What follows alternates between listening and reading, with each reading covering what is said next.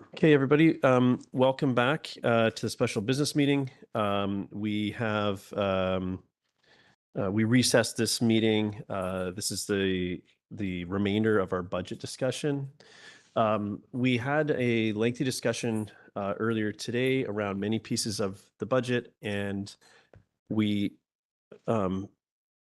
recognizing that we're at the tail end of a long day, I wanted to just start this session with checking in with staff as to what feedback they is nice to have and what feedback is must have coming out of this and what the next steps are from a timing perspective. So I don't know who's best to situate us there.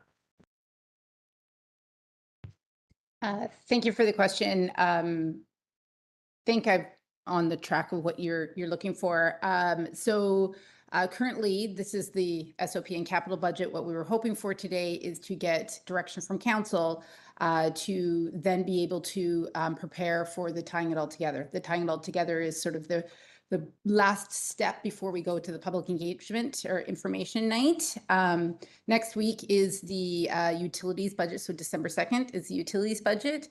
Certainly if we could narrow into certain items, we can bring them back for discussion if there's not enough people in the room to answer any questions tonight.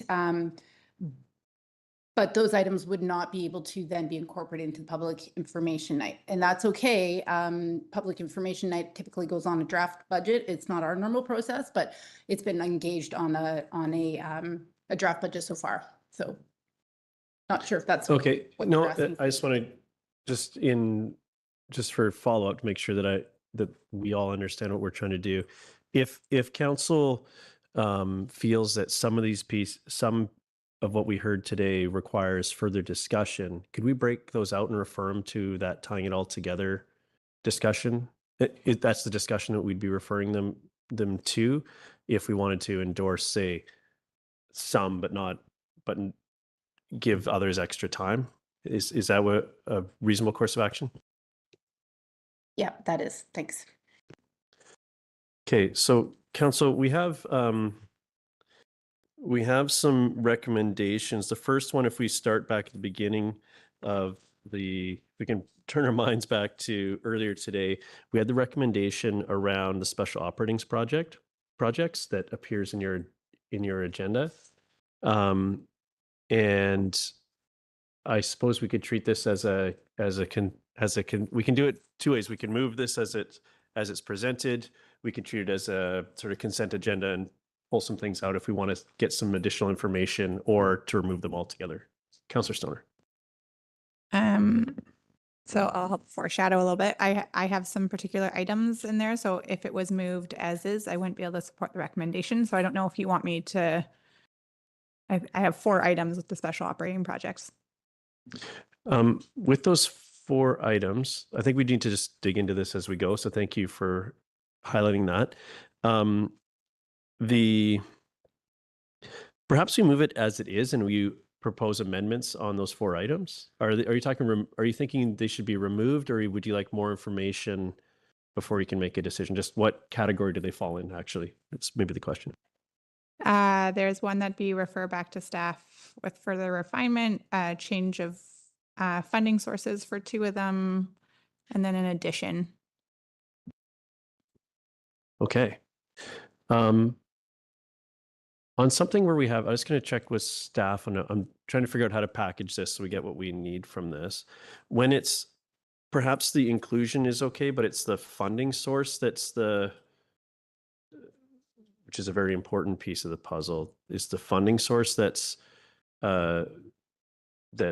challenging for council, or council would like to change.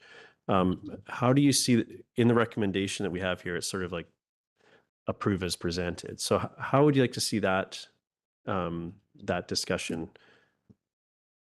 Like, what guidance would you like to see there, I guess? The guidance that would be helpful for staff is if we had a motion for each one of those individual items, and then we can absolutely bring either for information or if there's a suggested funding sources, noting that there's multiple funding sources for particular items, then we would bring that back for the tying it all together. Okay, so maybe we'll deal with those first, and then we'll do a catch-all for what's left. That's sort of inverse where I started, but it gets us there. So, Councillor Stoner, why don't you start with? Go ahead. Okay, so my first one would be that the $100,000 for neighborhoods parks plans be removed, and that staff bring back an option that considers allocating money up to $100,000 for neighborhood park activation. Okay, is there a seconder for that motion? Second by Councillor Greenlaw. Okay, would you like to speak to it further than the motion itself? Just briefly, this is funding that is coming out of community amenity contributions, and so you'll see a theme with some of the motions I'll bring forward. High level, I don't see community amenity contributions as a viable source of funding for planning work. I think it is to deliver concrete investments and improvements to capital that our community can see as direct improvements for or benefiting from development. And from the neighborhood parks plan, I'm just challenged by spending $100,000 to plan for 3 parks to get to a Class D estimate, when I think what I've heard from communities is they just want some level of activation in those parks. And we'll also be spending $130,000 on a Parks and Rec master plan that I think can hopefully provide some guidance or best practices on how to activate neighborhood parks. And we don't need to spend $100,000 on individualized park plans. Okay, other comments on this? Yeah, go ahead, Councillor Greenlaw. Yeah, just echoing some of what Councillor Stoner said. I mean, I think it's important that we use our financial sources responsibly, but we also need to use them on tangible assets as well. So I think that there are probably sufficient low-hanging fruit in these parks that we can just apply the $100,000 to, as opposed to applying it to planning. Thanks. Councillor Pettingill. Yeah, I'm in a similar mindset. I mean, I had some questions about porta potties, and before we get to the, maybe long-term permanent washroom facilities, and I sort of hoping in my mind that this might be part of activation. Sort of wonder if actually 100,000 is enough or not, but hope that it at least might encapsulate some of this sort of thing. Other comments on this? I'm having a bit of a challenge with this one. I understand the funding source. If this was a funding source piece exclusively, then I would be supportive. I just think that 100, in reflecting on the some projects that we've had, even the small shelters around the community, $100,000 might not go as far as likely doesn't go as far as we think, and this planning exercise will likely, to me, would result in a more fulsome programming of a recommendation for more fulsome programming of these spaces. I understand the mover's intent is that work can happen in the overall Parks and Rec master plan, but I think maybe referring this work to that is a more and not spend that 100,000 it might be a better course of action, given that there's that's $33,000 per site, which is, I don't know exactly what that gets us at this point in time. So that's kind of where I am, and leaves me in a position where I guess I'm not supportive at this point without some more info. Councillor Hamilton.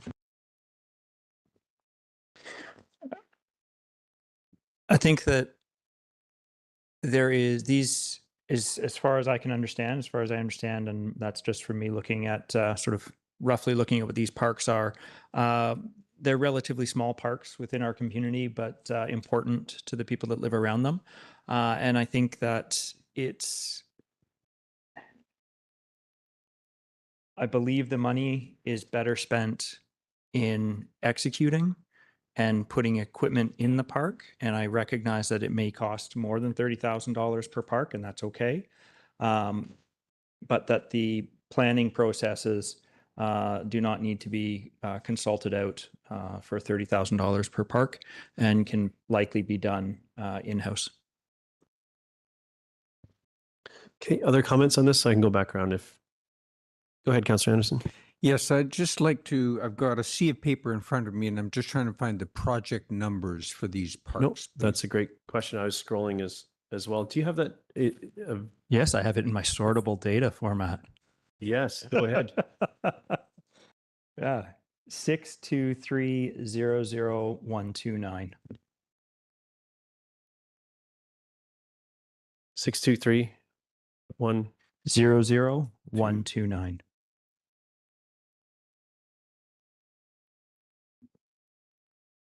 And if I may, Chair, for the Yep. benefit of the minute taker and ahead. my council colleagues, the motion on the floor is, and I can email it to you, is that the $100,000 for neighborhood parks plans be removed, and that staff bring back an option that considers reallocating up to $100,000 for neighborhood park activation.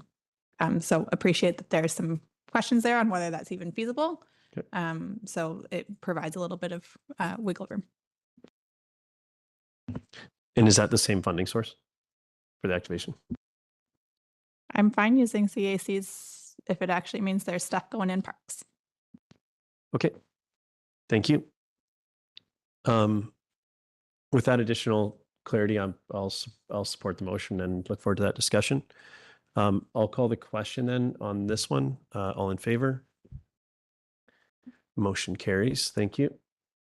Councillor Stoner? Going? I'll let me give know when you two wanna and then go. we'll see if there's more hands. Go ahead. So my next one is that the Parks and Recreation Master Plan be funded through taxation, not community amenity contributions, and if possible, be advanced to 2026. Okay, is there a seconder for that? Councillor Anderson, are you seconding that? Okay, Jake to speak to it. I will speak to it briefly. I think as to my previous comments, I don't think that community amenity contributions is the appropriate funding source for a master plan that we typically have to update on a regular basis. I appreciate that it is intended to inform where community amenity contributions might go, but it'll also inform just generally how we're going to improve our parks and our recreation facilities, also funded from a million other sources. And so I think that that is best done as just regular work that we do as good governance and planning for a local government. And if possible, I think advancing this work to 2026 would be helpful given the amount of expectation of the results of the Parks and Rec Master Plan. And it can be done in tandem, potentially, assuming staff capacity, and they may come back and say this is absolutely impossible. But with the insights that are coming from work that's being done on Brennan Park itself. Okay, Council, go ahead, Councillor Anderson. Thank you. I am supporting Councillor Stoner's motion also for a reason I'd like to emphasize is the timing. I think we need to advance this to 2026. I'm concerned that the reference in the report, in the project report, which is an old one, and I understand we've been busy over the past year, and the people that have been involved in behind this project have been particularly busy. However, the vagueness regarding cultural facilities is a concern to me. And while I'm not going to speak for the library board, I will report from library board conversations that the lack of cultural facilities planning in this community is really a problem. And it's not only a problem for the library planning, and we have a consultant working for the library board getting underway in related planning, but there's two nonprofits that have facility plans, and they're in limbo without a cultural facilities plan on part of the community. It affects fundraising. Tomorrow evening in Whistler, there will be an open house concerning the Whistler Museum. They're building a facility or planning to that is $20 to $25 million. The Majority Municipality of Whistler has done cultural facilities planning and they're ready for this, and we're not. And they're going to be competing with us for funding that we could be accessing, but we're not ready for it. So there's multiple reasons why we need to get this underway, and I would appreciate when we come to get this project underway, if we approve the budget for 2026, this project, is that we have a discussion with staff about the terms of reference and scope.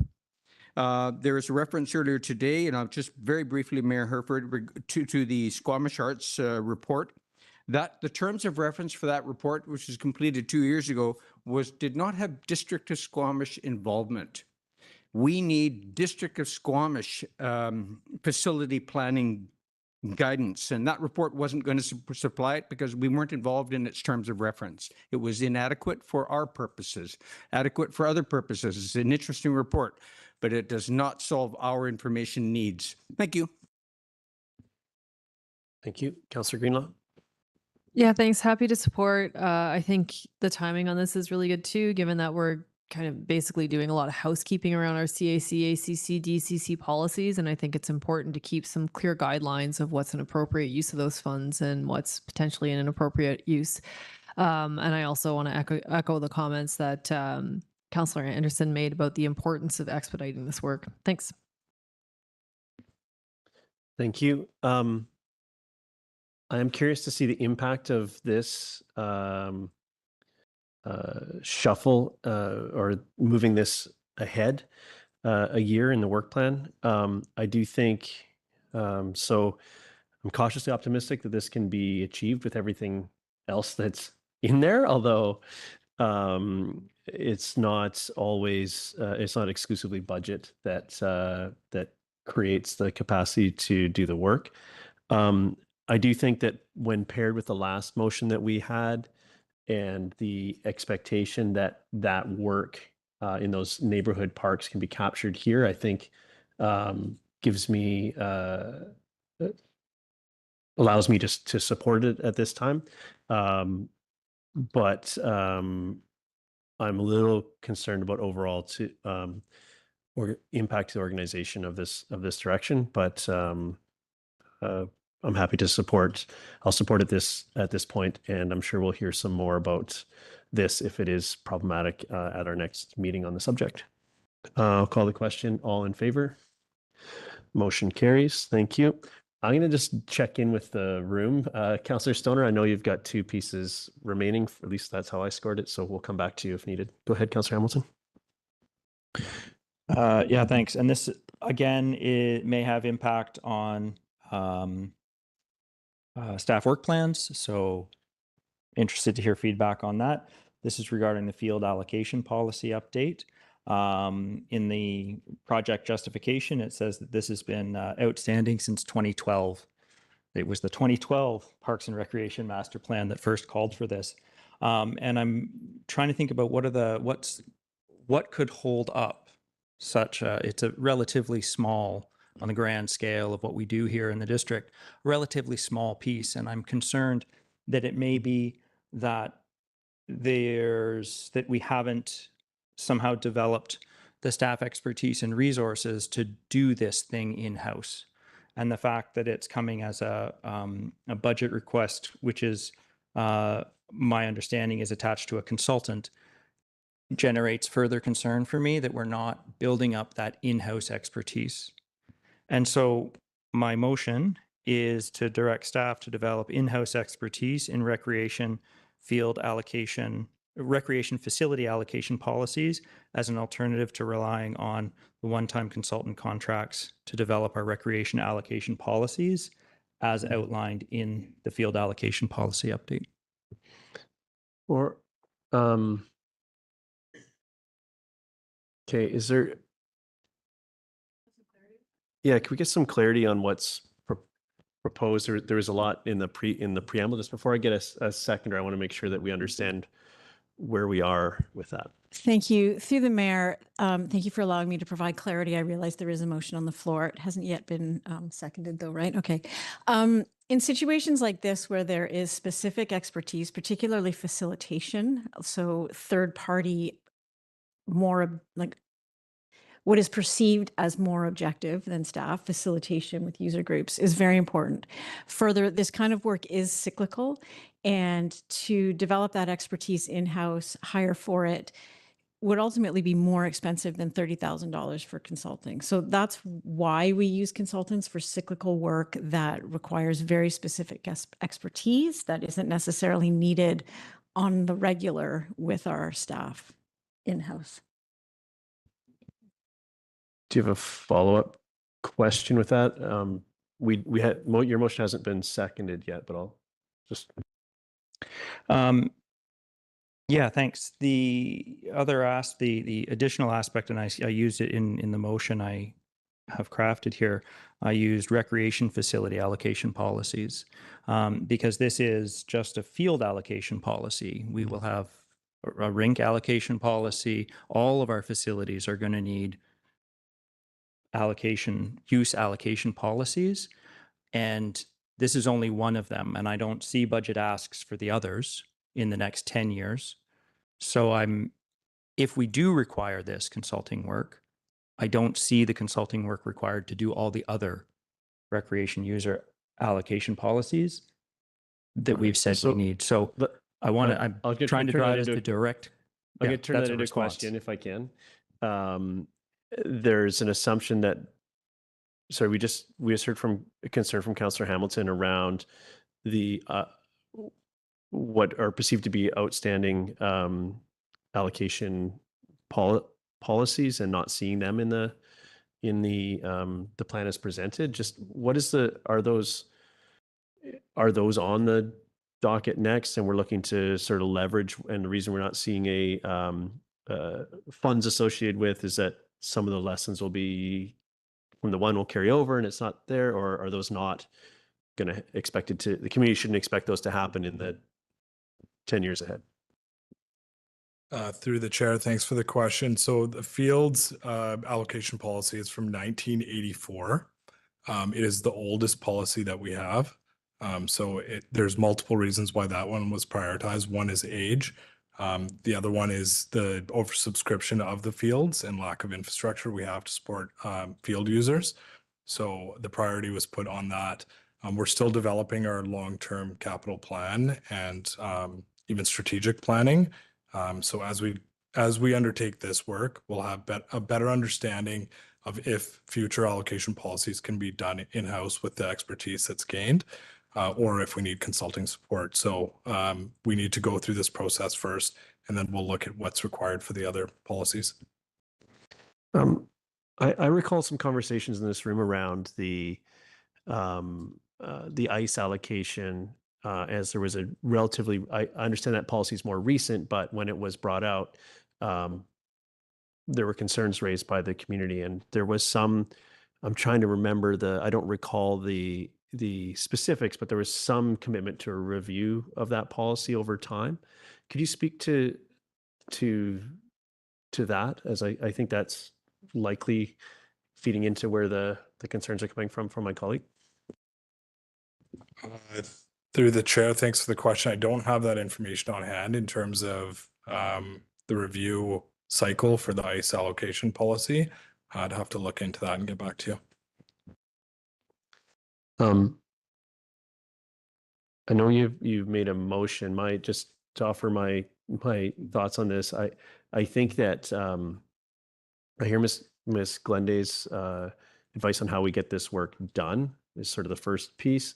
The second piece is I'm be interested in understanding how we get those other pieces done and whether they should appear in there rather than the part of the motion that was to bring it in-house as the opening move.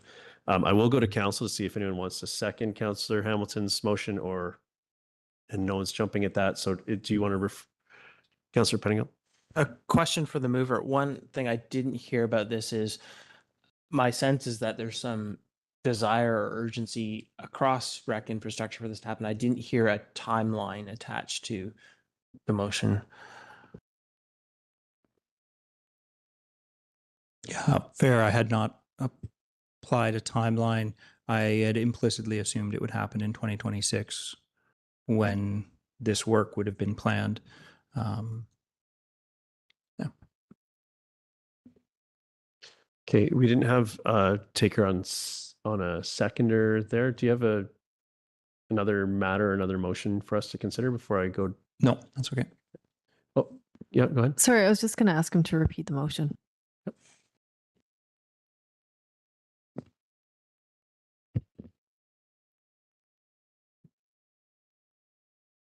Direct staff to develop in-house expertise in recreation facility allocation policies as an alternative to relying on one-time consultant contracts to develop our recreation facility allocation policies.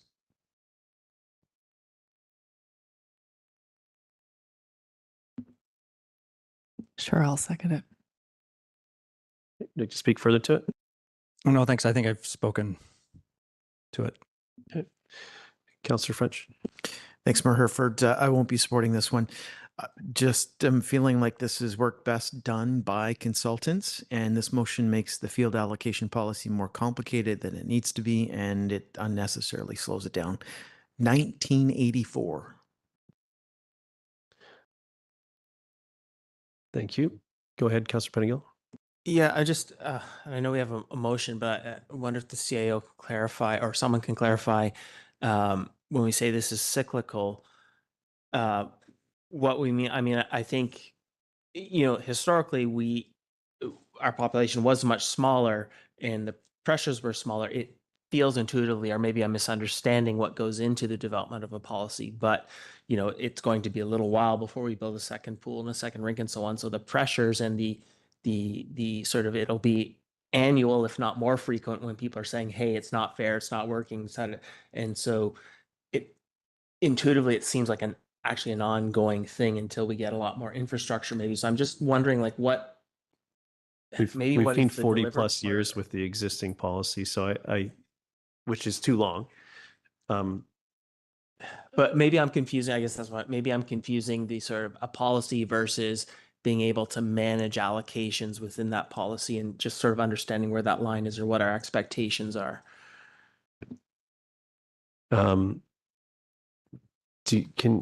Is someone able to, I know we've got a motion on the floor, so it gets a bit awkward, but if someone can have, I think one of the outputs would be how often it should be reviewed as best practice. And then we would understand further from there. I'm just going to offer that. Councillor Stoner. Yeah, thank you. Through the chair, I think I appreciate potentially where the mover is trying to go with this motion. I think doing it here in budget with a specific budget line item for the development of a policy that has been requested by numerous user groups to be updated, as other council members and staff have said, is the oldest policy that we have. There will be some learnings that we have along the way in developing this particular policy, and how we operationalize that policy and take the lessons learned to other types of recreation facility allocations, I think is a future discussion. I don't think I want to redirect that work here in the 2026 budget discussion. Thank you. Other comments on this? Councillor Anderson? I'm going to guess that this is an area where we hire the services of a consultant, where I think I might be surprised at what we might learn. And I have been surprised and pleasantly surprised by the value that we've received from certain consulting projects in this kind of world. So I won't be supporting the motion. I do appreciate the intent and the motive, but in this case, I think I'm going to think that it's timely that we recruit the expertise we really do need. Thank you. Councillor Pettingill? Yeah, still mulling this over a bit. For me, I'm not sure that the primary issue is consultant versus in-house. I do wonder if this motion fails, if it would be supportable to have a motion to extend the allocation policy update to recreation infrastructure. It seems that even though one's older, it seems that there is a more general need and fairly immediate need. And so I'm wondering if that's the issue to tackle. Thank you for that. I won't be supporting the motion. I think this work is important and long overdue, and I wouldn't want to do anything to slow it down. There were comments earlier about the work being cyclical in nature.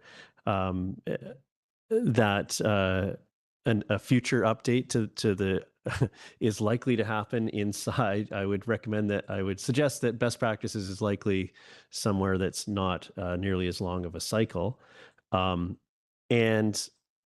to my to my colleagues, Councillor Pettingill's points around like those next pieces to be reviewed, I think that that's a likely outcome to me of this work is, and where, what did we learn? How impactful was it?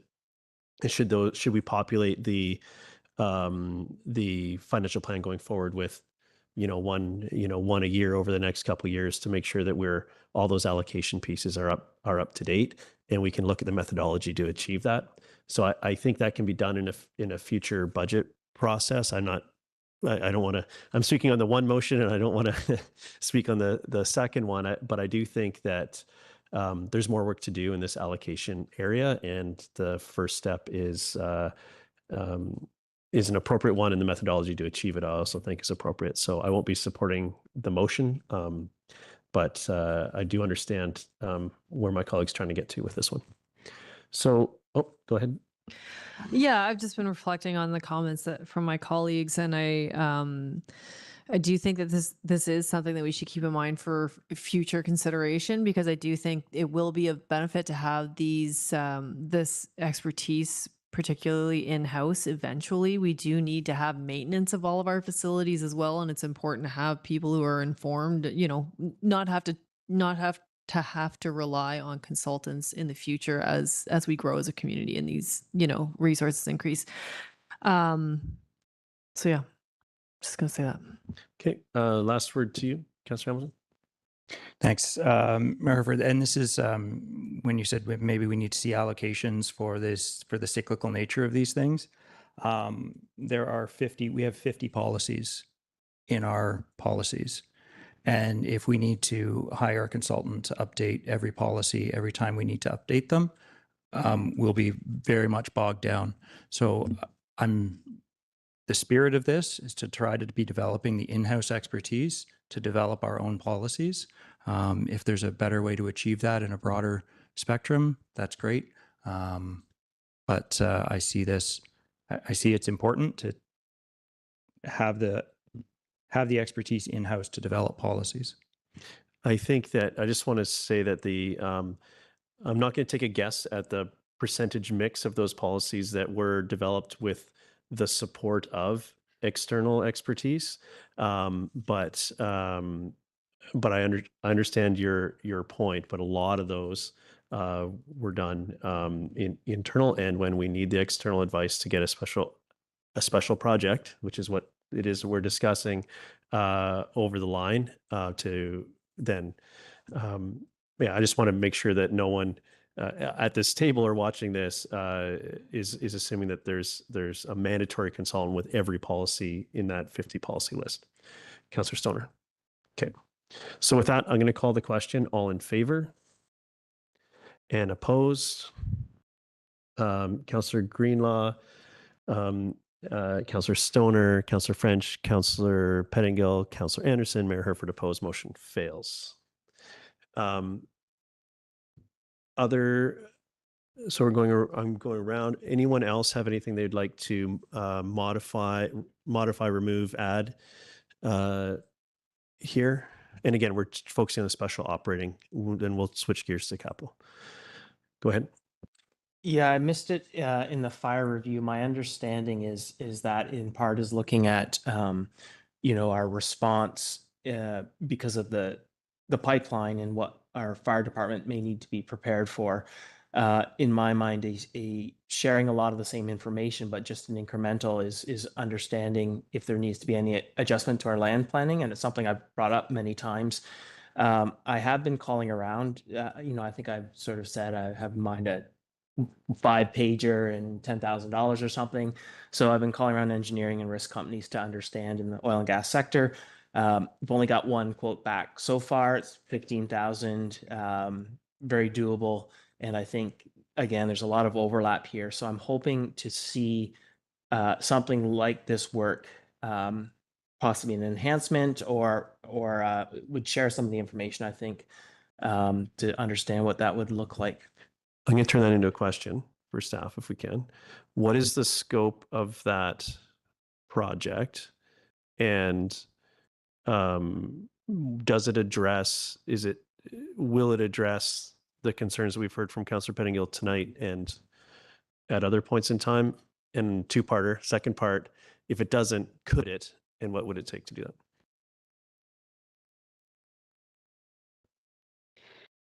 Thank you for the question. Pascal St. Louis, General Manager of Public Safety. I'm assuming, and just for clarification, we're talking about the scope of the Fire Services Master Plan? Yes, okay, thank you. So yes, currently the plan is to get support to deliver a 5-year Fire Services Master Plan. The scope of that will really be to leverage a third-party subject matter expert to provide recommendations based off of legislation, safety, insurance risk, best practices, and industry standards to figure out how the Squamish Fire Rescue can continue to meet the needs, the growing needs of the community as we face a steep population growth and increased density. We are proposing to leverage some of the WLNG capacity funding to support this initiative.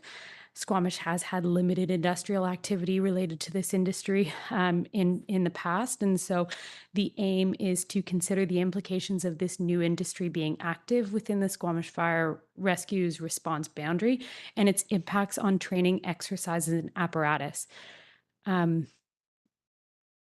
I think I'd probably need further clarification from Councillor Pettengill in terms of what in fact is the question or the ask that this would have. But if it is specific to land use planning, that is not in scope. It's mainly to provide some insights into, is there further training that our fire department would need to have for LNG within community? Is there different exercising targets or apparatus or equipment needs for those types of responses? So that might give you a little bit of insight into what that scope is related to that industry, but not sure whether that addresses your question.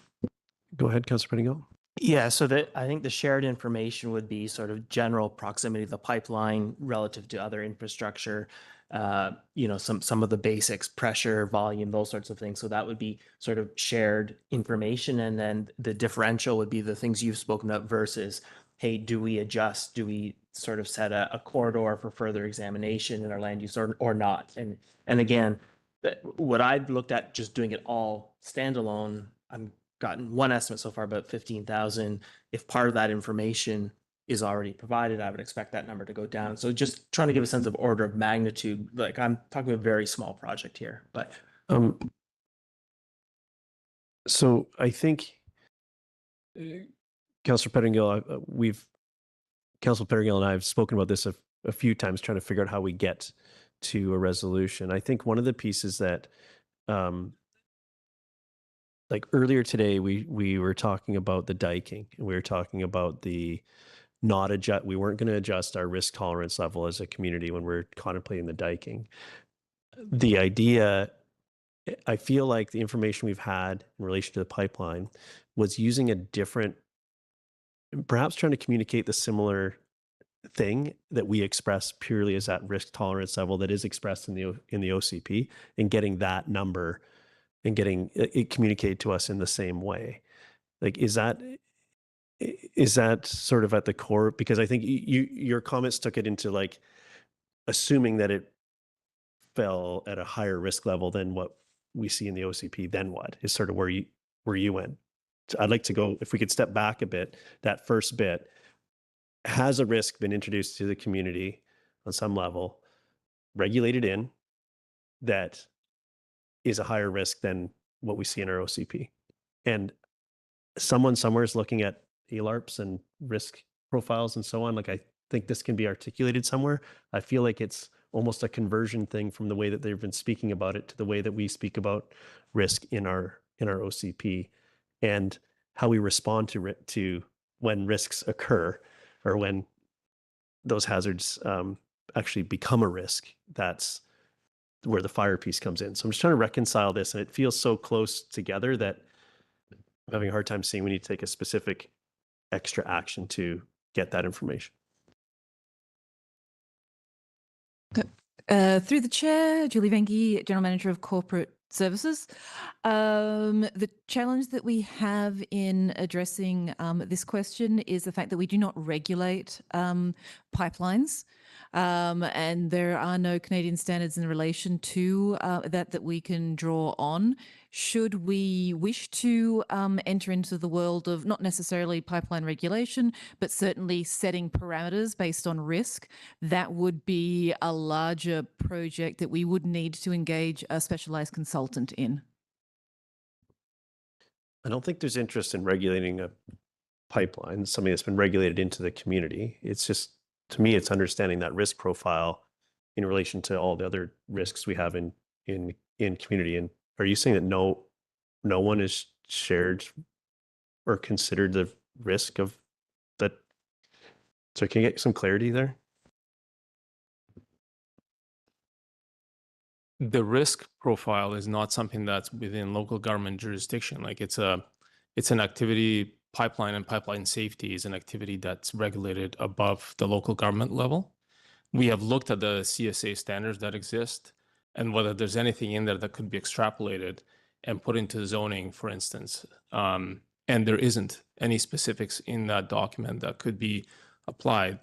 So that means that if the district was to go down that road, we would have to create our own standards in an area that we have no jurisdiction in.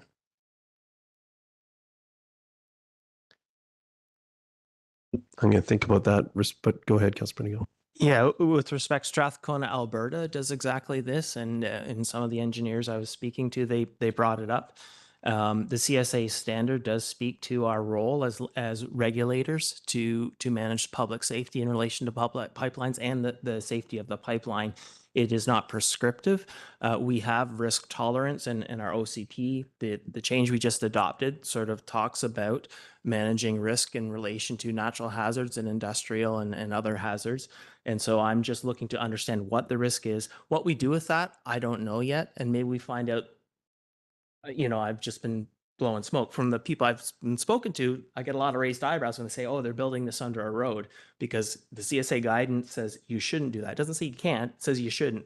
And so, the sense I'm getting so far is there's a reason. I just want to turn this into this. We're not going to get we've heard the replies from staff on what we can do with what we have. So I think we need to entertain a motion is where we are, unless staff does have something additional. We've got the same answer a couple different ways, so I'm going to cap that off and put it back to you or council to bring a motion to address this issue. Yeah, so I guess I'm looking to, and whether it's, I don't know if it's council contingency, but to look at spending a small amount of money to understand the land use risk from this pipeline, and very minimal 5 to 10 pager. And I've got, it's not done the due diligence. It's not a crazy. So ask. would the direction to staff be to scope that, to come up with a budget for it, or would you like to allocate, suggest that budget comes from somewhere? Like we need to turn that into motion. I see what you're trying to get turned into motion. I guess I would ask staff's preference there. I have some numbers. I can pass on information to staff. I don't know. I feel odd me putting a number in. And I would prefer actually not to put a number in, because I've only got one response back so far, and I'm expecting more this week.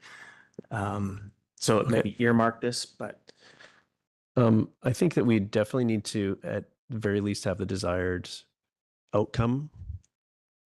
Like, what question are we trying to answer? We need to articulate. So I know that we're here, and this feels like a special project. So I think we're in the right spot, but also I'm just curious what timing. Ms. Glenday? Thank you, Mayor Herford.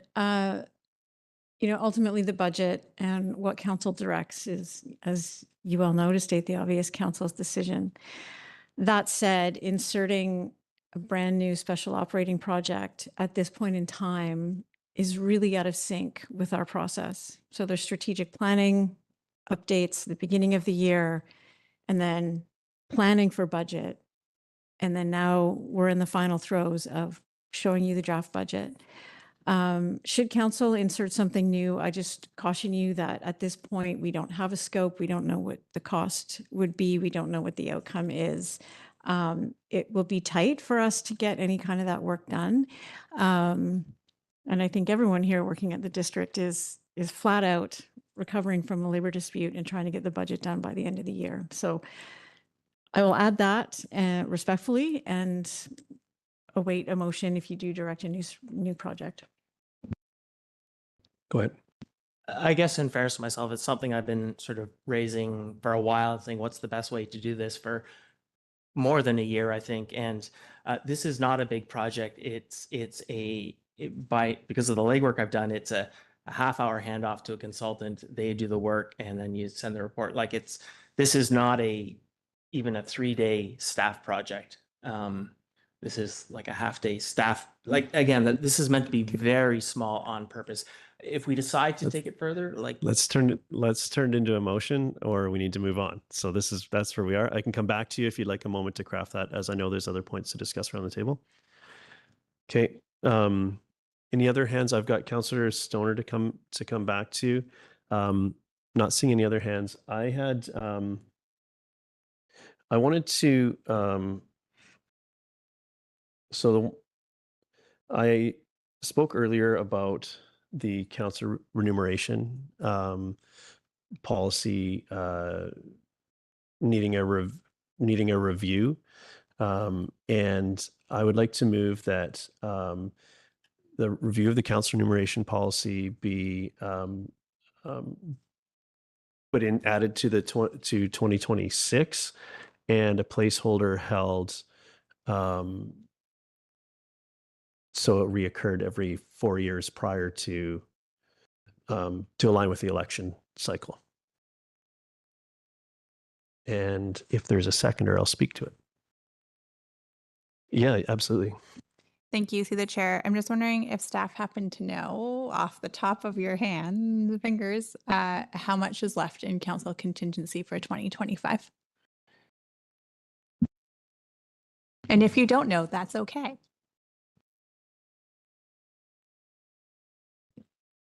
I don't know.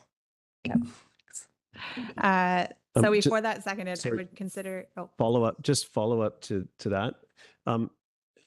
Just through to staff, at this point in the year, we've contemplated council contingency for district projects before and been told that the money needed to be spent if prior to the end of the fiscal year for council to use council contingency for district initiatives, likely broader than that. So we are in a weird point where we almost don't have council contingency for something like this, even if we had the full amount, because we can't necessarily spend it prior to the end of the fiscal. Is that correct, or am I misremembering some conversations? Through the chair, thank you for the question. So the council contingency, if it's not something that's immediate and just happening right now in the next however many weeks we have left in this fiscal will be over. But that's not to say that you couldn't use it for 2026, because the contingency replenishes for 2026 as well. So if we're talking contingency, it's that contingency, not this contingency. So we couldn't contract something in 2025 with council contingency. It has to be spent out. That's correct. So with that in mind, the funding source, I wasn't prescriptive about the funding source here, which could be council contingency if that's what it will of council, but my motion I left open enough, hopefully, that staff can suggest a funding source and an appropriate amount for that, although I have some idea, but I don't want to be prescriptive there. Is there a seconder for the motion? Second by Councillor Hamilton. Thank you. I think this is important work to do on behalf of the community and on behalf of the next council, is to check in with the council remuneration policy in advance of the next election. The last time this was received attention was in the run-up to the 2018 election. And I do think that sort of if we can, as this group, provide that guidance to future councils, whether they take it or not, that's up to them, but that it occurs as part of the cyclical nature of this work, I think it would be, to me, I consider that to be best practice. And it's important to check in with the community on what is really a values-based discussion about what is appropriate remuneration for their elected officials. And although I don't consider it remuneration, the council sort of conference and expense budgets and so on are adjacent to that, and that's my I intend for them to be included in this as well. Councillor Hamilton. Yeah, thanks. I think it's important to have this conversation at the end of a council term and have our community know the conclusion of that conversation before they select their next elected officials. And for people considering running, it's valuable for them to understand what the remuneration is. Thank you, Councillor French. Thanks, Mayor Herford. I will be supporting this. I think it's overdue. And the way it's being presented is as depoliticized as council remuneration review can be. The sponsor of the motion has indicated they're not seeking re-election, and we are headed towards the end of this term. It's as perfect a timing as you can have. And I also like that the motion includes aligning with the election cycle so that we don't necessarily have to revisit this conversation every 4 years with new direction to staff with each election cycle. Thank you. Go ahead, Councillor Penigault. Yeah, I'll support this. I think it's important to make sure that, I think the public has an interest in knowing whether council is paid too little, too much, just right. For the folks that aren't happy with the decisions that council has made, I think it's a reasonable question. Is the compensation such that the people that you would like to be running or sitting on council can actually do it? And so I think doing this makes sense. And, as often says this, you do it now at the end of your term so that you're not giving yourself a raise. This is we'll see what it says, have a conversation with the community, and that will hopefully make the next council better off and more aligned with what the community would like to see. Thank you. And any other comments on this? I just want to reiterate that I'm agnostic of outcome. It's important that we look at this and we look at it as a community, and perhaps it suffices, but I do think that it is worth a look and a conversation with this group and the community on what that looks like, with an opportunity to make a change either way going forward. So with that, I'll call the question. All in favor? Motion carries unanimously. Thank you. I'm going to go back to you, Councillor Stoner. Yeah, just one more motion for council to consider, and that would be that the Childcare Action Plan Special Operating Project be funded by Growing Communities Fund as opposed to the Community Amenity Contribution or the CAC's reserve. Just once, I just want to ask, I'm going to ask a possibility question of staff with that. And if they don't have an answer, it might be a refer to the next meeting with that question. So is staff able to comment on this change of funding source? Is that possible at this point, or would you like some more time to contemplate that and bring it forward at the tying it all together? Thank you for the question through the chair. The Growing Community Fund is already over all, what is the word I'm thinking of? Allocated. Thank you. It's getting late. It's been a long day. All allocated currently with the Brennan Park and the Public Works building. So there's no money remaining in that fund currently. So Councillor Stoner, perhaps a way, if I could suggest a way to achieve an outcome similar to what you were thinking, is we could provide direction for it to come back at the tying it all together with an alternative funding source for consideration. So I'll make that your motion and I'll second it. Would you like to speak to it? Okay. I understand the spirit of this one is that ensuring that the CAC funds go to physical things rather than planning exercises. That's the intent. So look forward to that future discussion as to what the opportunities are to fund this another way. So with that, call the question. All in favor? And opposed? Motion carries. Thank you. So before I've got one more thing for consideration on special operating before we consider the catch-all motion that will capture the rest of the things we haven't discussed.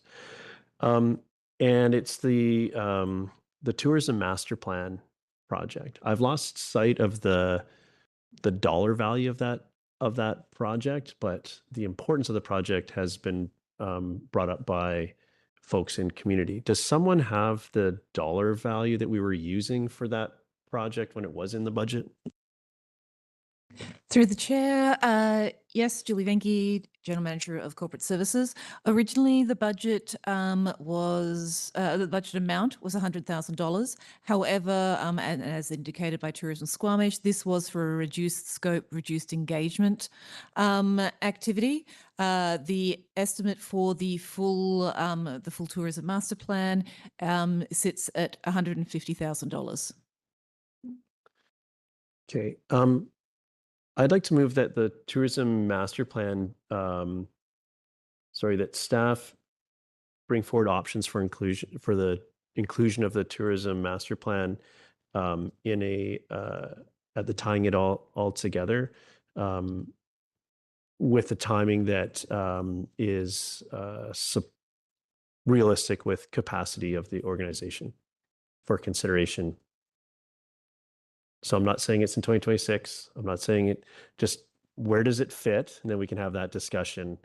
That's the intent of the motion. And then ultimately that may not be supportable when we get there. So I'd like to be able to have a more informed discussion around this piece of work at a future meeting. But I do need a seconder if we're going to contemplate this. Seconded by Councillor Anderson.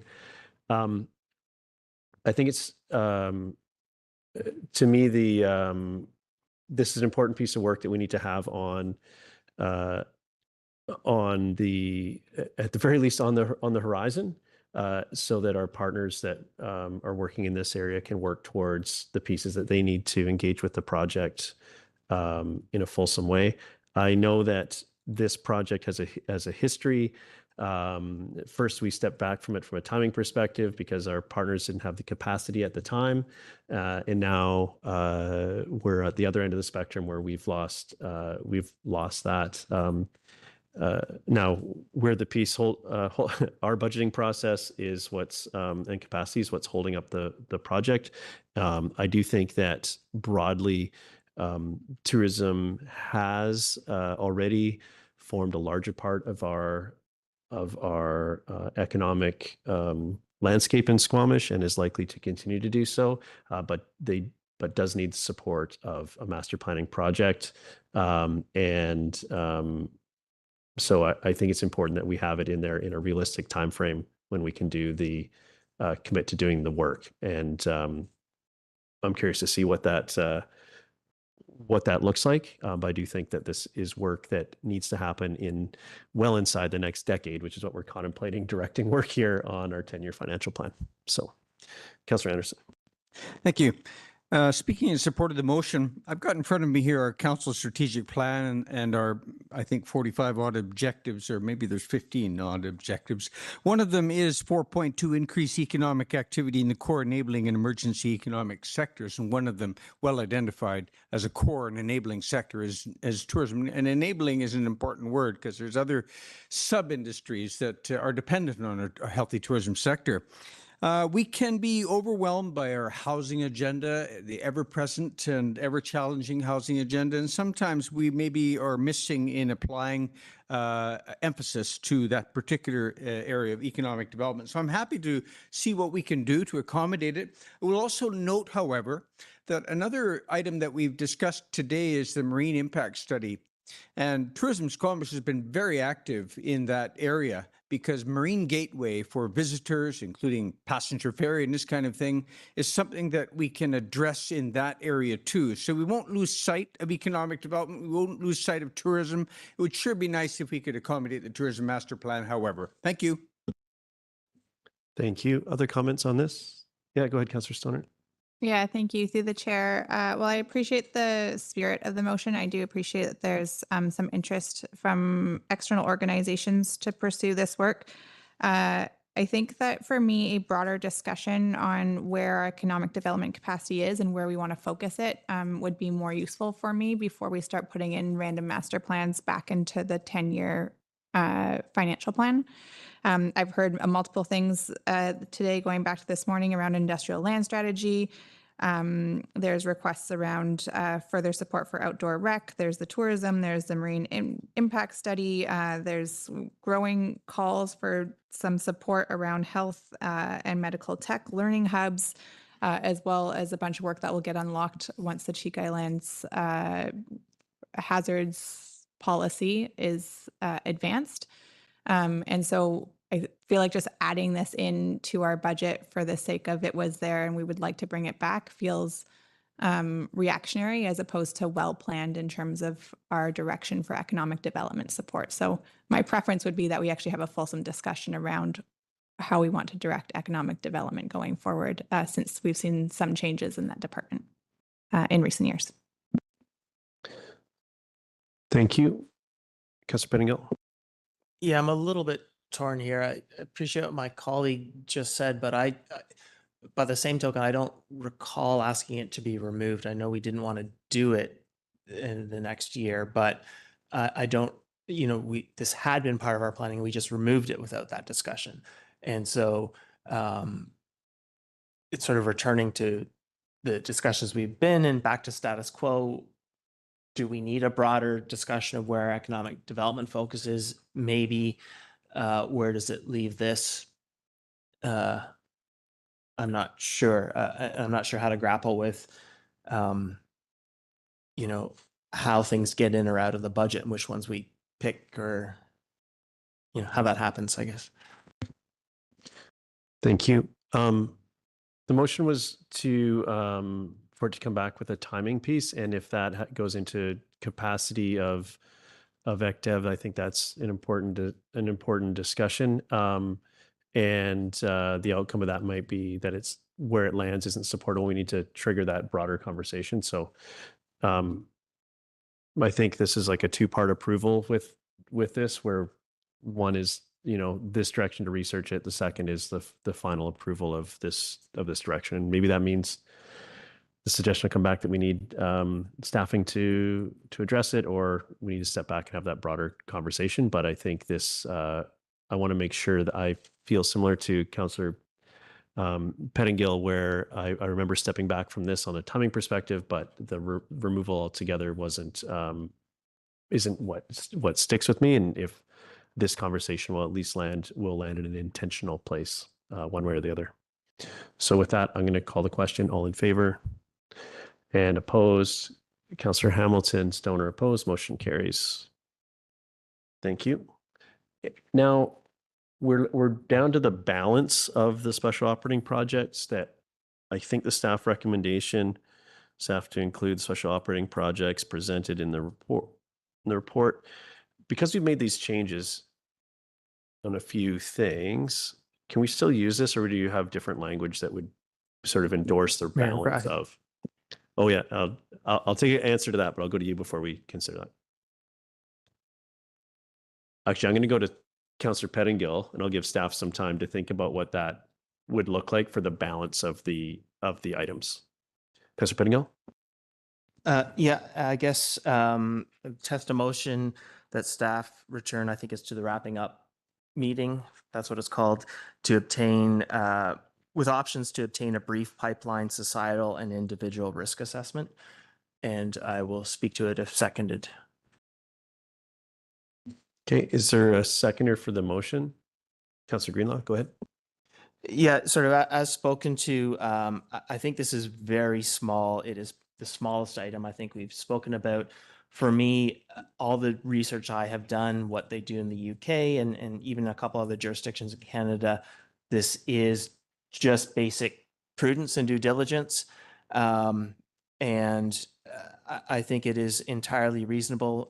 We did add some other things that weren't in our strategic plan and so on. And so, that's sort of the budget process. We sometimes realize what we've missed. I would like to understand if I've been turning down projects out of an unreasonable fear of risk. I would like to stop doing that. Everything I do, though, says there is a legitimate risk here. And so a very small, and I can follow up with staff in the interim about what exactly, but this is a very, very small scope. Again, smaller than any of the budget items we've talked about. So would ask for your support to see if we can figure out some good options. Before I go for comments, I'll go to you next, Councilor Greenlaw. Could you just repeat, have you got the motion to the minute taker? Could you, and then I'll ask for that to be read out at a future step of this here. Go ahead, Councilor Greenlaw. Yeah, just happy to support. I think it's, again, I think it's prudent and good housekeeping to just understand what the risks are involved and understand what our jurisdiction is within that. Councillor Pettengill has been very vocal about this for a long time. And if for no other reason, we don't have to hear about it every time anymore. But I do think it's important to find out what the risks are and how well founded those risks are, because decisions about this municipality are being made around a fear that it is significant. So and I'd like to know if that fear is founded. I think that's very important. Thank you, Councillor Hamilton. Yeah, I'm going to speak in support of the motion. I have some reservation that there's a challenge of scope. I can imagine that's a very difficult thing for an engineer to try to assess exactly this. I have some confidence that Councillor Pettengill has started to do some due diligence in this work. And my reflection on this is thinking if I were to live on the road that this large pipeline is under, I might reasonably ask exactly that question. Is there a heightened risk?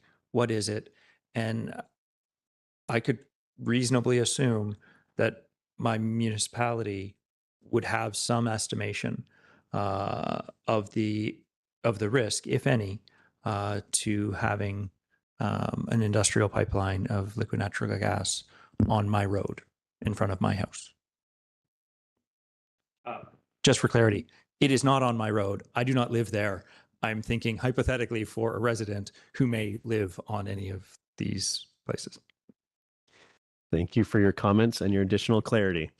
Councillor French. Thanks, Mayor Herford. I won't be supporting this motion. I acknowledge that Councillor Pettengill has been chipping away at this for a long time, and I'm happy that we're having this discussion. I believe, though, there is a different way to do this. And I hear the staff comment from earlier on this. I would like to support this, just not in this way. So if this motion doesn't pass and Councillor Pettengill looks for and finds another way that better satisfies how I feel this should be done, I can see my way to supporting it. I just can't do it this way.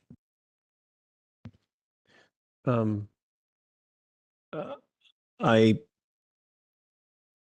just through to my colleague, Councillor French, just to think about your comments not being supportive of this way, to then trying to find another way that would be supportable. I'm just not sure what that criteria is based on your comments. I don't know how our colleague, Councillor Pettengill, is meant to address those concerns without them being articulated. I'll leave that with you for a second. I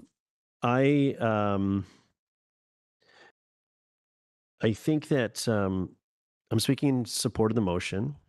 I've heard my colleague has been raising concerns around this for some time, and inside of our work so far. We haven't been able to have them addressed in a satisfactory way.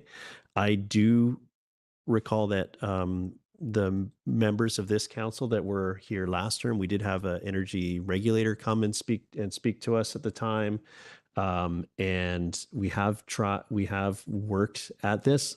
To me, this isn't a jurisdiction piece around regulating pipeline. It's about understanding the risk associated with something that has been regulated into our community. And I think it's responsible to understand that risk. And we are a community that experiences nearly every natural risk. So we're not risk, and working inside of risk tolerance thresholds is not something new for our community and our organization. And just not knowing and committing to not knowing doesn't feel palatable to me. I would like to see this advance in some other way, but this is a way that actually gets the question answered. And I don't want to get ahead of what that answer is and what that means, but sitting here having concerns raised by one of my colleagues and from the community more broadly, and just saying we don't actually know or care to know is really challenging for me. So I think getting that answer feels appropriate, and what flows on from that, I'm not sure. So, Councillor Anderson. Yes, I won't be supporting the motion. I do sympathize and understand the our concern that Councillor Pettingill's topic is addressed, and I also wish to see it addressed. I'm just concerned that there are large bodies of areas within public health and safety that are simply not the purview of local government. And that if anything, we should be directing our attention and asking questions of senior levels of government or regulators, as we did during the last term, during the opportunity we had with the pipeline regulator about 5 years ago. Thank you. So, yeah, go ahead, Councillor Stoner. Yeah, thank you. Through the chair, generally supportive of the direction. I do agree that the information would be helpful, not in terms of wanting to regulate the pipeline at all, but being able to inform our policy and practice. We do this across multiple hazards. We put policy around, granted it's not zoning or regulation, but we put policy around citing residential next to loud or noisy industrial, for example. So I don't think that this is totally out of scope. My one hesitation actually supporting the motion on the floor is whether it actually provides enough direction to staff on what they're bringing back. So what, I guess my question back to the mover is like, bring back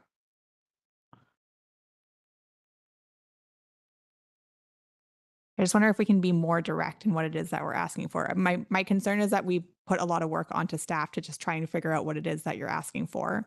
It seems like you've already done a lot of the work. You've gone out and you've asked for a quote. Like, what is it that you've specifically asked for? And can we put that in a motion so that staff aren't trying to read between the lines on what's been put on the floor?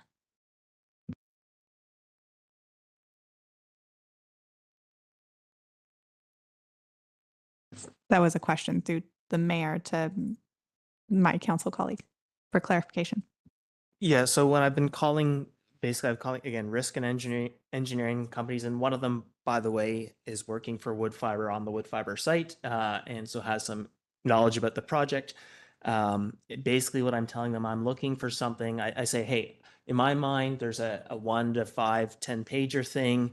And I gave some sense of our procurement process and direct award and all of that. And like I said, like, this is not a big thing. There may be future work, but this is a small, just to understand, given some very basic population scenarios and some pretty gross assumptions about the geography and all of that.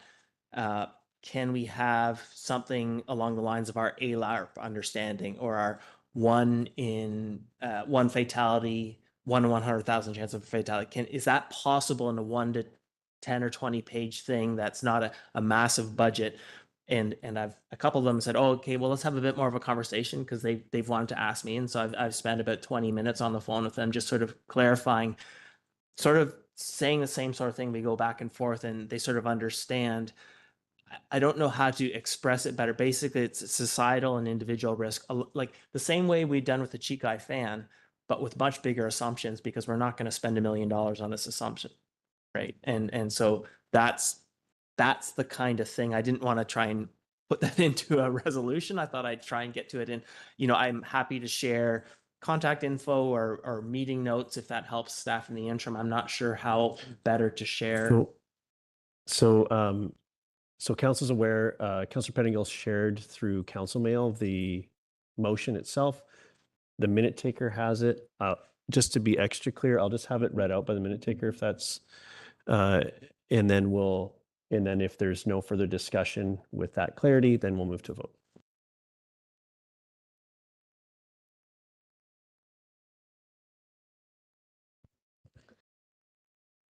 That staff bring back options for a brief pipeline, societal, and individual risk assessment to the budget wrap-up meeting.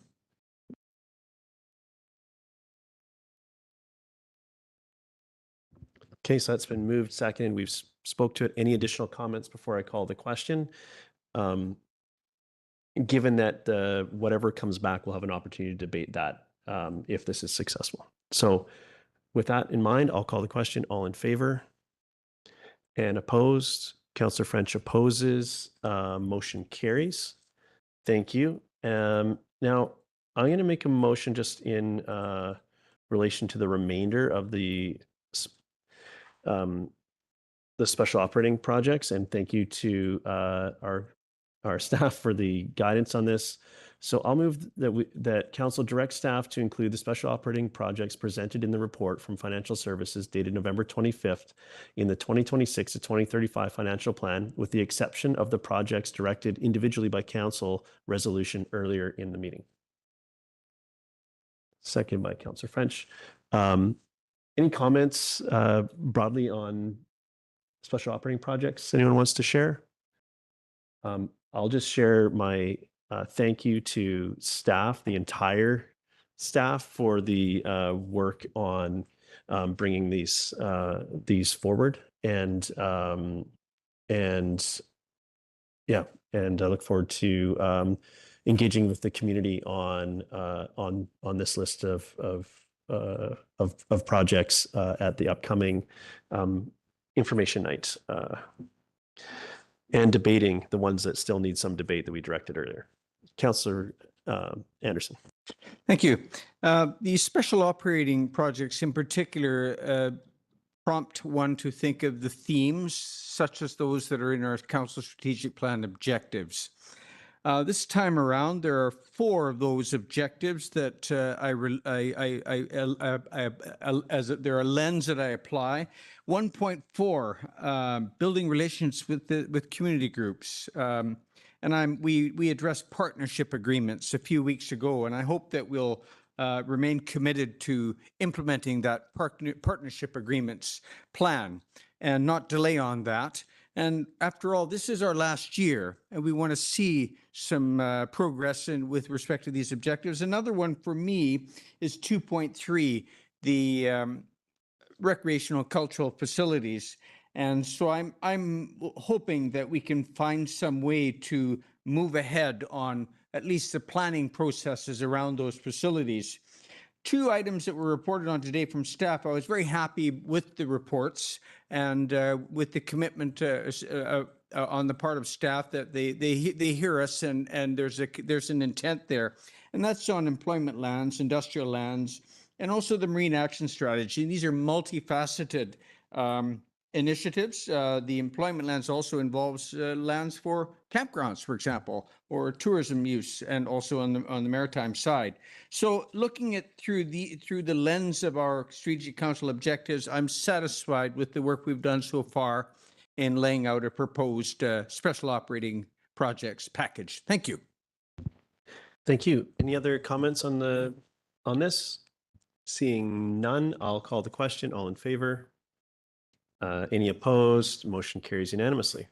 Thank you.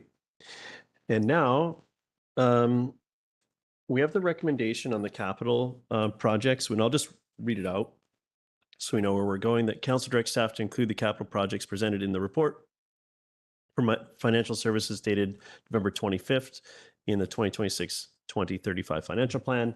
I would suggest that we do the same process we just did. If there's anything that would like to be moved, removed, or added, this would be your opportunity. Then we'll do a motion that captures what's left. Councillor Stoner, do you want to get us started? Did I see your hand or no? Yeah, I feel like this is another very lengthy conversation, and we're coming on 7.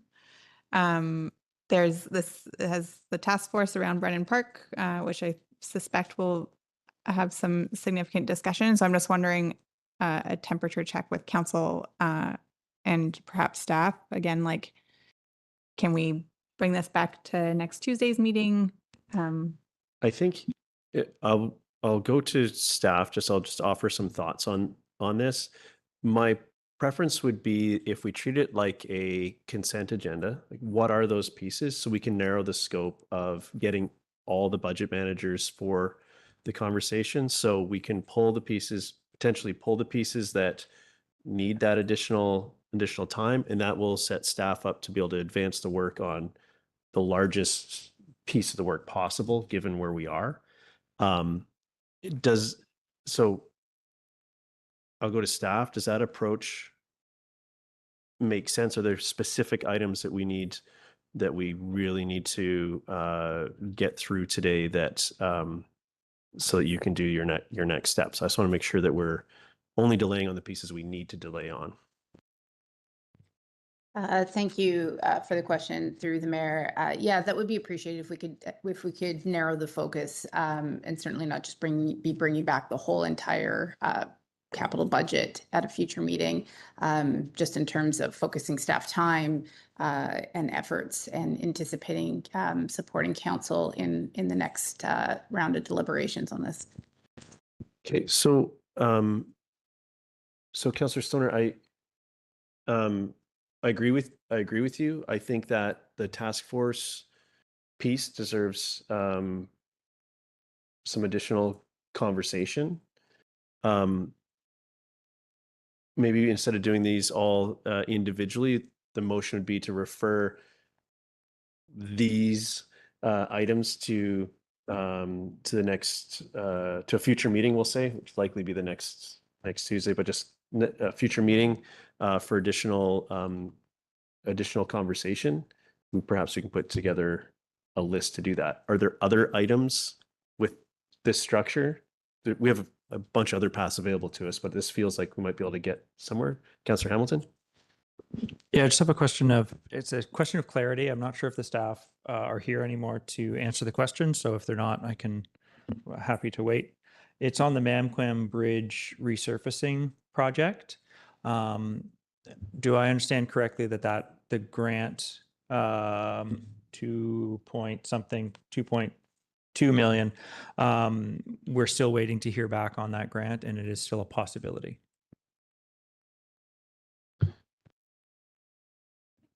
Yeah, do we have that answer? That's correct. Yeah. And now what happens to this? I presume that we are expecting to hear back sometime in 2026.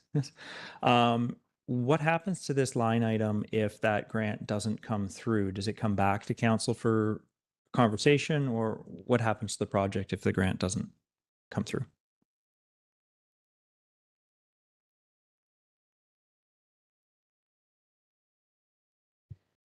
We can ask staff to bring back further clarification. What I did hear in today's presentation, that work would have to be separated, so the active transportation would fall off, and we would have to bring it back to council to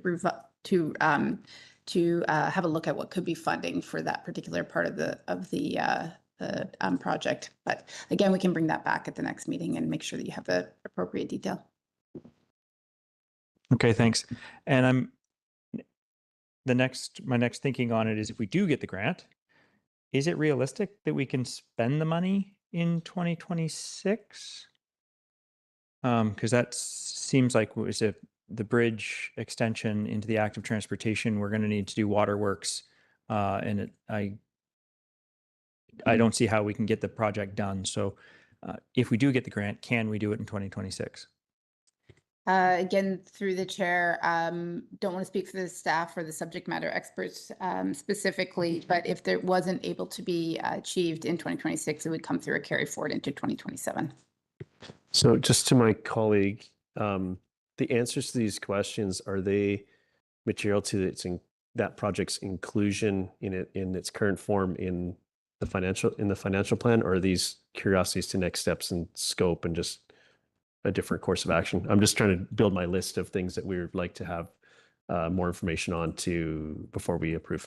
Let me reflect on that, because all the possible paths, understanding clarity on all the possible paths of the grant funding, not funding coming through are important. Okay.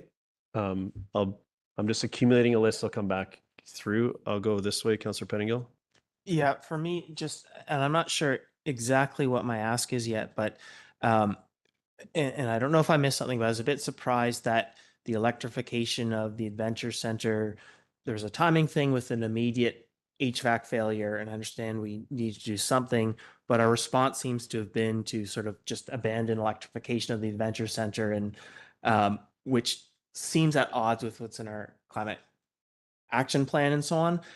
I don't expect us to resolve this in 2026, but I would like to understand how we plan to, in my mind, get back on track, or maybe if that's not council's will, how do we sort of think about that, or what needs to happen in future years to kind of think about this or address this? This feels like sort of a broader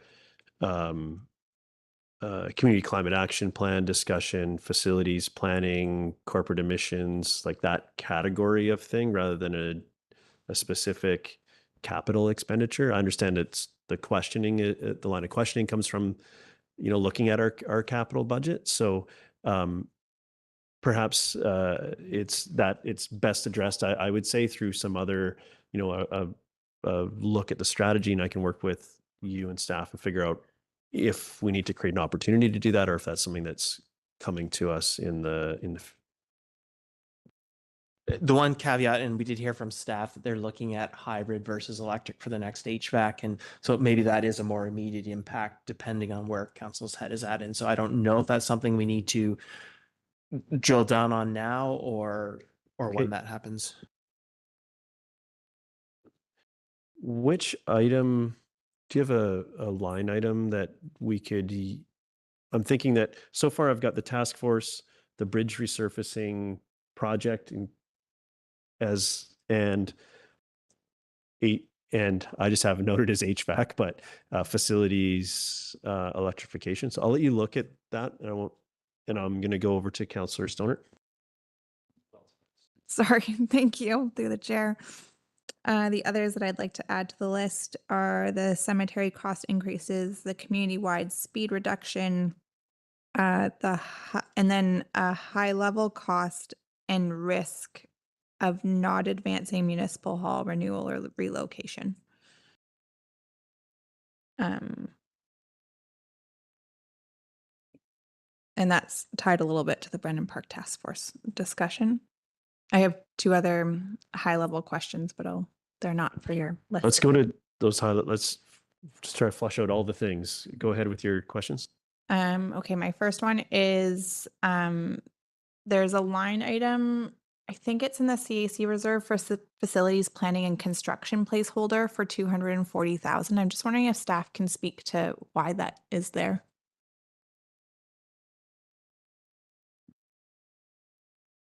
I just want to remind staff, I know we don't have the complement of all the subject matter experts.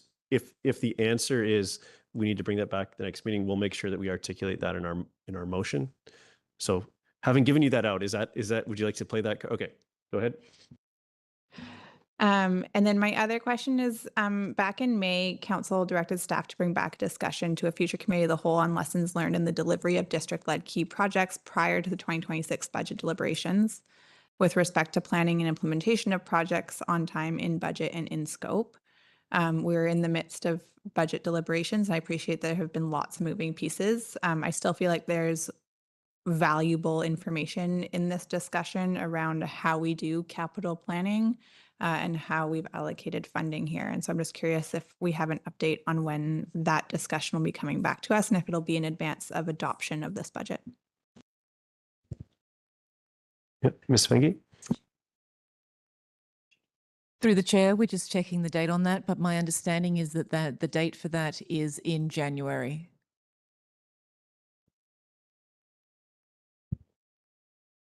Okay. So Councillor Stoner, the cemetery cost increase, speed reduction, Muni Hall delay, or just Muni Hall item, I guess is given where it is. Sorry, there was a, oh, I had the task force. Okay, I have them. So you got one more? Well, no, I've got the numbers if that's helpful. Yeah, on the HVAC item, which, what's the project description? I didn't use numbers in the last one, so I'm just. Squamish Adventure Center HVAC upgrades Okay. and Squamish Adventure Center electrical service upgrade. HVAC and ELAC. Okay, so I'm going to try to craft a motion that captures what we've just heard. So that I'll move that council directs staff to bring back the following items for further information and deliberation by council at a future meeting, being Brennan Park or the Recreation Task Force, the Mountcomb Bridge resurface and associated active transportation project, Adventure Center HVAC and electrification projects, cemetery cost increases, speed reduction project, and Muni Hall.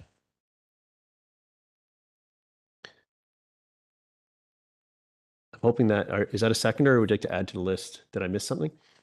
Can I just seek clarity from Councillor Pettingill? As I'm looking at it, the electrification components in the HVAC was in the 2025 budget. So why are we bringing that back for the 2026 deliberations? So part of it, and I appreciate the opportunity because I wanted to ask a question. We did approve these, and it seems like they were just dropped, and we didn't have a discussion about. I understand there's a timing thing and a rush to get an HVAC unit, but we never sort of had a discussion about dropping that work more generally, which is quite aligned with our CCAP. So there's one question of like, why is this not carry forward, or when does this carry forward to? Why is this not a carry forward?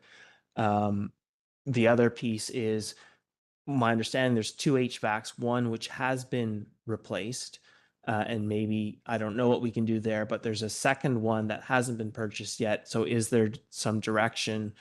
Because my understanding is despite this not being here, there's still a second one that's about to be purchased. And so I'm looking for some clarity and some understanding there on timing and what exactly is happening. We heard that earlier today. There's a second unit coming and staff are looking at what it is.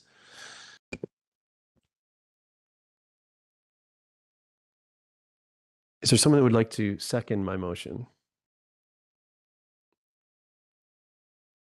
Councillor Anderson seconds. Thank you. I'm not going to speak to specific items of this. Just thank you to everybody for all the work today. It was a huge day.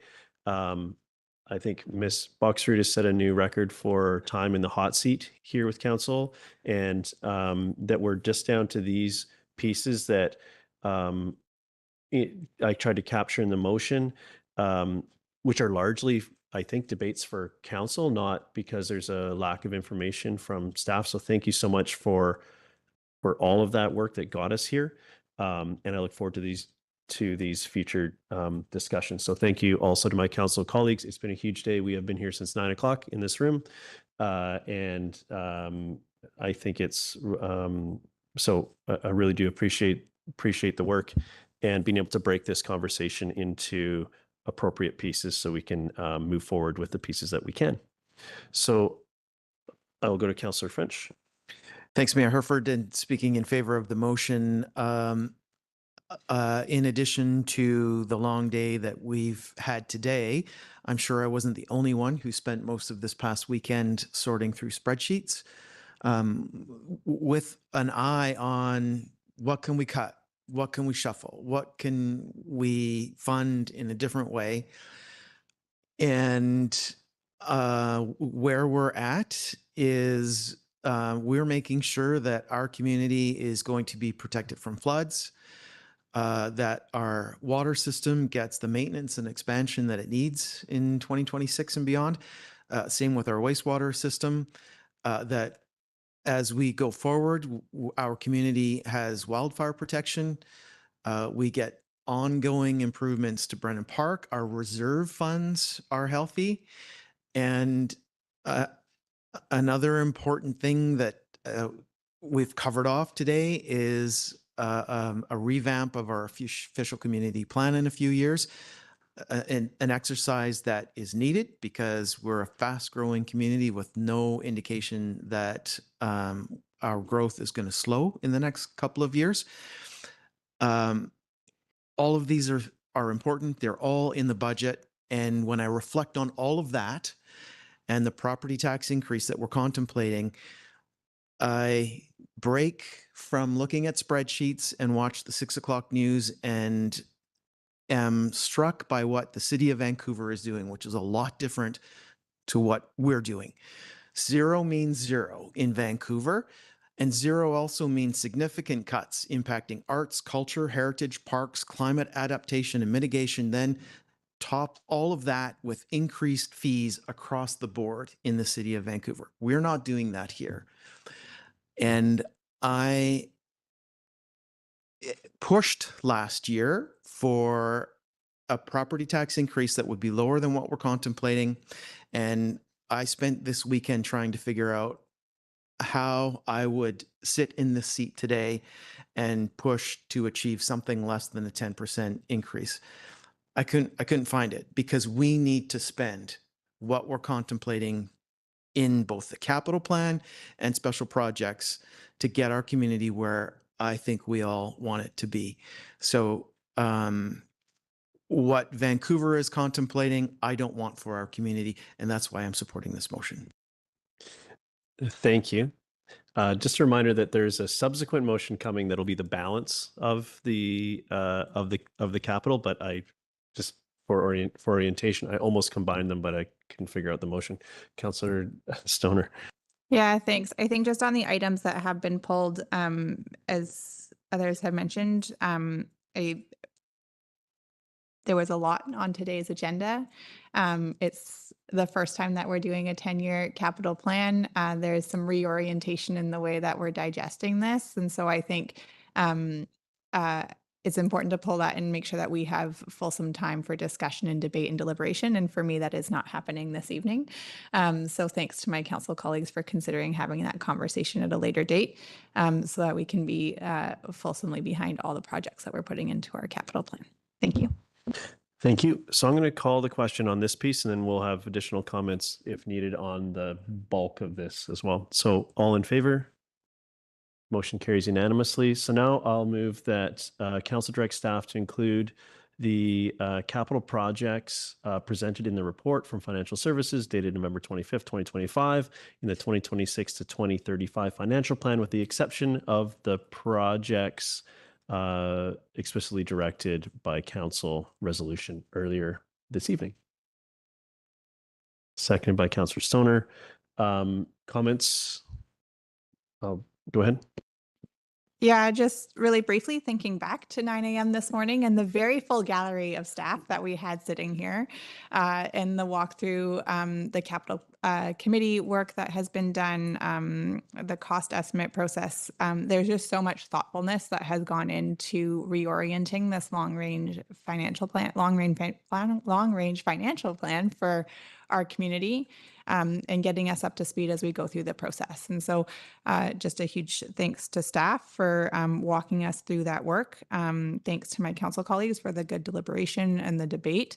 And an early thanks and a final plug for, not the final plug, but an additional plug for our December 10th open house so that we can hear from community. And we have already been hearing from community online and by email. But if folks want to come talk about it in person, there's that opportunity on December 10th from 6 to 8 p.m. at the House Sound Brewing. It's almost a radio spot. Good job. Other comments on this? Councillor Pettingill. Yeah, thanks for the work, everyone. It's been a long day. I guess two things I'll highlight. And I think my colleague mentioned it last week, but in Squamish Youth Council, we're working through a budget of sorts next week. And so we've been trying to put together our own little mini mock budget, which gives a tiny appreciation. Because we're trying to pull from the actual a little bit. So I don't know if that helps that we're sharing the pain in a tiny way. I don't know. The other piece, and it's maybe a bit of foreshadowing in terms of the rec center task force. You know, I don't really have hesitation at this point with the magnitude of budget or order of magnitude. I think the community desire for this level of focus has been clear. Where I'm sort of challenged a little bit with is the what of it, and it almost feels like I wonder if that needs to be a separate from budget discussion. That's the piece where I'm not sure I'm quite there yet. So the sort of importance of this topic, yes, I see that reflected in the budget numbers, but the what of it is where I think we need to dig into a bit. But with that, thank you everyone, and support the motion. Thank you. Other comments on this part? Just briefly again, thank you to the entirety of staff. That I know that, and I know that the full gallery we had this morning, and you know, even that is just scraping the surface of all of the folks that were involved in the inputs into getting us to where we are. So I think the additional items that we pulled make good sense to give them some more scrutiny. But my takeaway from our work today is that what is included has strong justification for inclusion, and has been through as many lenses as we can to try to figure out another way to move forward. And as we over my time here, engaging with the public on budgetary items since last term as a counselor, I hear more about the investments that aren't being made than the taxation increases. I don't know if that will hold true throughout our process this year, but we have some big investments captured in this motion, but also contemplated in the items that we're yet to debate. And also some large investments that aren't accounted for here in our 10-year financial plan that will be the outcome of some major planning initiatives, master planning initiatives as well. So we have a lot of work to do to meet what feels like the expectations of the community at this point. And I'm looking forward to having those conversations with the community to make sure that what they see here does reflect their expectations / willingness to pay for it. So with that, I'll call the question. All in favor? Motion carries. Our next order of business would be to terminate this meeting. And Councillor Hamilton moved and Councillor Stoner seconded. And thank you so much, everybody, for all the work. And I'll call the question. All in favor? Is that an opposition vote, Councillor? Motion carries unanimously. Thank you very much, everybody.